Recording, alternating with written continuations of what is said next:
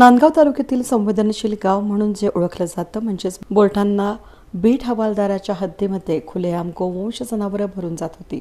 प्रत्यक्ष MH20 GC 6480 या कचाकच भरून जात असलेल्या गोवंशाच्या मधून यावेळेस बोलठाणच्या सकल हिंदू समाजाच्या कार्यकर्त्यांनी पाठलाग करून जनावरांची भरलेली गाडी पकडली। एक प्रकारे रक्षकच भक्षक बनलेले असून जवळीक इथून जनावरांची वाहतूक करत देवगावला कसाई आरिफ शेख यांच्याकडे घेऊन जात होते।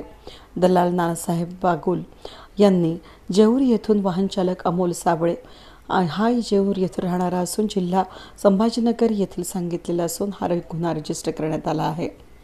यामध्ये महाराष्ट्र प्राणी संरक्षण अधिनियम 1976 नुसार आणि अधिनियम 2005 च्या कलमानुसार पोलीस निरीक्षक प्रीतम चौधरी यांच्या मार्गदर्शनाखाली सहाय्यक पोलीस निरीक्षक संतोष बहाकर, पोलीस हवालदार भास्कर भस्ते, परमेश्वर श्रीखंडे हे अधिक तपास करत आहेत। वेद न्यूजसाठी प्रतिनिधी अनिल धामणे, नांदगाव।